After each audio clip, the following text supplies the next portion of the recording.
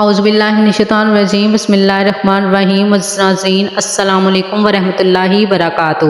یہ 11,000 سال پہلے کی بات ہے جب تپا دینے والی گرمیوں کا لمبا دن ختم ہونے ہی والا تھا۔ سورج کی شدید تپش کم ہوتے ہی لوگوں گھروں سے باہر نکلنے لگے تھے اور جاتے جاتے بھی سورج کی کرنیں ایک چھوٹے سے علاقے کی خوبصورتی کو اور مزید بڑھا رہی تھی۔ بچے گلیوں میں کھیل رہے تھے، خواتین فرصت کے پلوں کا مزہ لے رہی تھیں۔ تبھی وہ ہوا جس کے بارے میں کسی نے کبھی سوچا بھی نہ تھا۔ اگلے کچھ لمحوں میں ہی زمین پر موجود جنت نما یہ علاقہ جسے اٹلانٹس کہا جاتا ہے تباہ ہو چکا تھا، اور یہ بربادی اتنی بھیانک تھی کہ پوری کی پوری تہذیب پانی کے اندر سما گئی۔ یہ سب اتنی صفائی سے ہوا کہ آج اس تہذیب اور اس علاقے کا کوئی نام و نشان بھی نہیں ملتا، اور آج تک لوگوں کو اس بات پر یقین نہیں ہوتا کہ اٹلانٹس نام کی کوئی تہذیب اس دنیا میں موجود بھی تھی یا نہیں۔ اٹلانٹس تہذیب کہاں آباد تھی؟ اٹلانٹس میں آباد لوگ خود کو دیوتا کیوں قرار دیتے تھے؟ اور اہرام مصر سے بھی 6,000 سال پرانی اس تہذیب میں ایسی کیا بات تھی جسے ہم آج تک یاد رکھتے ہیں؟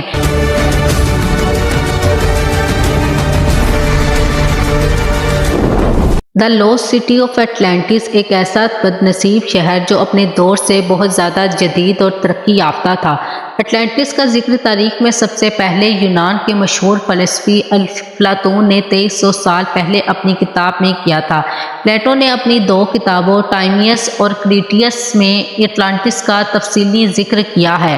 افلاطون کے مطابق یہ شہر اس کے وقت سے 9,000 سال پہلے اس دنیا میں موجود تھا۔ یہ شہر اٹلانٹک اوشین میں کہیں موجود تھا جو کسی قدرتی آفت یا خدائی عذاب کی وجہ سے سمندر میں غرق ہو گیا۔ افلاطون کہتا ہے کہ یہ شہر رقبے کے اعتبار سے بہت بڑا تھا۔ یہ شہر ایشیا سے بھی بڑا تھا اور یہ دائرہ نما جزیروں کی شکل میں آباد تھا۔ ان دائروں میں اچھلتی سمندری موجوں کا منظر نہایت ہی دلکش تھا۔ اس شہر میں دور دور تک ہرے بھرے میدان تھے اور یہاں کی زمین نہایت ہی زرخیز تھی، جہاں بے شمار اونچی عمارتیں اور معدنیات پائے جاتے تھے۔ یہاں کے لوگوں کے سامنے سونا چاندی معمولی سی چیز تھی۔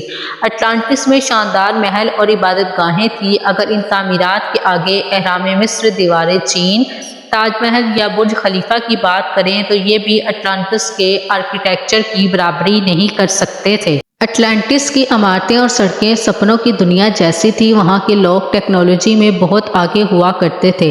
پلیٹو نے یہ بھی لکھا کہ اٹلانٹس کے لوگوں میں مافوق الفکری اور جادوئی طاقت ہوا کرتی تھی، جس کی وجہ سے وہ لوگ خود کو دیوتاؤں سے کم نہیں سمجھتے تھے۔ پلیٹو کے مطابق اٹلانٹس کے لوگوں کے پاس اتنی زیادہ دولت تھی کہ جتنی کبھی کسی بادشاہ کے پاس نہ ہوئی اور نہ کبھی ہوگی۔ اٹلانٹس جس جزیرے پر آباد تھا وہاں قدرتی ماحول اور ایکو سسٹم نہایت ہی بے مثال تھا، جس میں ایک پرفیکٹ بیلنس بنا ہوا تھا، کوئی کسی پر حاوی نہ ہوتا تھا۔ یہاں بے شمار چرند پرند تھے اور پھلوں کے باغیچے تھے۔ شہر کا انتظامیہ اور سیاست بھی بہت اعلیٰ تھی۔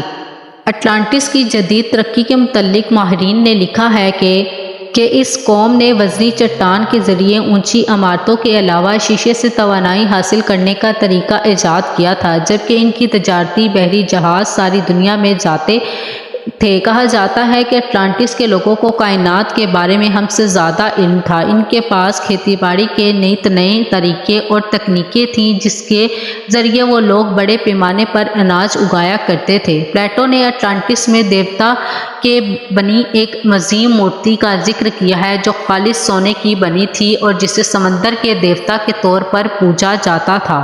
یہ بھی کہا جاتا ہے کہ وہاں کے لوگوں کے پاس ایک ایسی مخصوص ٹیکنالوجی تھی جس کی مدد سے وہ ہوائی سفر بھی کیا کرتے تھے۔ لیکن ایک طرف جہاں افلاطون نے اٹلانٹس کے لوگوں کی تعریف کی ہے تو وہاں دوسری طرف ان کی خامیوں اور گناہوں کو بھی بیان کیا ہے۔ پلیٹو کے بقول انہی وجوہات سے اٹلانٹس تہذیب پر خدا کا قہر نازل ہوا تھا۔ دراصل اٹلانٹس کے لوگ اپنی ٹیکنالوجی اور طاقت کے نشے میں چور خود کو دیوتا سمجھنے لگے تھے۔ انہوں نے اپنے علاقوں کو مزید طاقتور بنانے کی خواہش میں دوسرے علاقوں پر حملہ کرنا شروع کر دیا اور بے شمار معصوم شہریوں کا قتل عام کیا۔ وہ سوائے ایتھنز کے تمام یورپ اور مغربی ممالک پر قبضہ کر چکے تھے، یہاں تک کہ اٹلانٹس کے لوگ نہایت ہی عیش پسند ہو گئے اور ہر طرح کے گناہوں میں ملوث ہو گئے۔ اس کا نتیجہ یہ ہوا کہ جنت کہے جانے والی اس اٹلانٹس کو خدا کے عذاب کا سامنا کرنا پڑا۔ افلاطون کے مطابق یکپیک اٹلانٹس میں طوفان، زلزلے، سیلاب اور آتش فشاں پھٹ پڑا۔ اس عظیم تباہی کا یہ نتیجہ ہوا کہ سطح سمندر پر بسا یہ شہر پانی میں ڈوبنے لگا۔ آتش فشاں سے نکلنے والی کالی رات نے پورے جزیرے پر اندھیرا کر دیا۔ ہر طرف سے زوردار دھماکے ہونے لگے۔ یہ اندازہ لگایا جاتا ہے کہ اس وقت اٹلانٹس پر 500 سے 1000 بم پھٹنے جیسے حالات پیدا ہو گئے تھے۔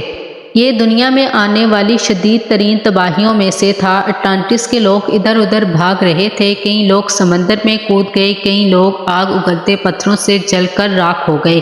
زمین پھٹنے لگی اور کئی جاندار اس میں سمانے لگے۔ دیکھتے دیکھتے سارا شہر سمندر میں ڈوب گیا اور اٹلانٹس کا یہ علاقہ صفائی ہستی سے ایسا مٹا گویا وہاں کچھ موجود ہی نہ تھا۔ کئی مورخین نے اٹلانٹس کو محض پلیٹو کا ایک افسانوی شہر قرار دیا ہے، لیکن ہر زمانے میں تاریخ داں یہ دعویٰ کرتے رہے ہیں کہ یہ شہر سچ میں کہیں موجود تھا اور آج بھی بحریہ اوقیانوس کے زیر سمندر میں دفن ہے۔ ایسا مانا جاتا ہے کہ آج بحریہ اوقیانوس کے کچھ جزیرے اٹلانٹس کے ہی ڈوبی ہوئی زمینوں کے کچھ حصے ہیں جو آج بھی اسی حالت میں رہ گئے ہیں۔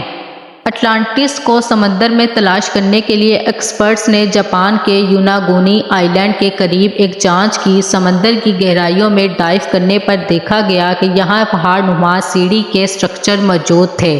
اس سٹرکچر کی ہائٹ ایک ایوریج بلڈنگ کے مطابق تھی۔ جب ایڈوانس ٹیکنالوجی کے ذریعے سمندر کے اس حصے کی مکمل جانچ کی گئی تو انسانی آنکھیں حیران رہ گئی جب اس جگہ کے 3D ماڈل کو ہزاروں سالوں بعد دنیا کے سامنے لایا گیا، جہاں شاندار محل اور عالیشان عمارتیں موجود تھیں تو لوگوں کی آنکھیں پھٹی کی پھٹی رہ گئیں۔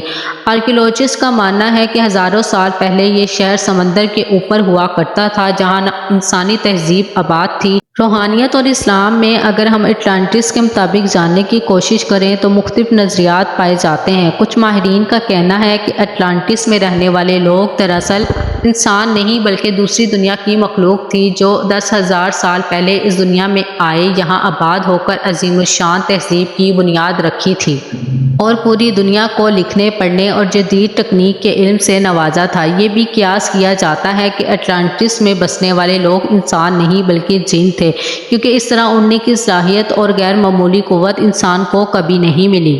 روایتوں کے مطابق جنات کی تہذیب اٹلانٹس میں حضرت آدم علیہ السلام سے بھی ہزاروں سال پہلے آباد تھے، جو اپنی سرکشی کی وجہ سے تباہ ہو گئے، جبکہ ایک نظریہ یہ بھی ہے کہ اٹلانٹس دراصل حضرت نوح علیہ السلام کے زمانے میں آنے والے طوفان میں غرق ہوا تھا، کیونکہ اس طرح کی عظیم تباہی کا ذکر انسانی تاریخ میں صرف طوفان نوح کے دور میں ہی ملتا ہے۔ امید کرتی ہوں کہ آپ کو ہماری یہ ویڈیو اچھی لگی ہوگی، اور اگر آپ کو ہماری ویڈیو پسند آئی ہیں تو ہمارے چینل کو ضرور سبسکرائب کریں اور بیل آئیکن کے بٹن کو بھی دبا دیجیے گا تاکہ ہر نئی آنے والی ویڈیو آپ لوگوں تک پہنچ سکے۔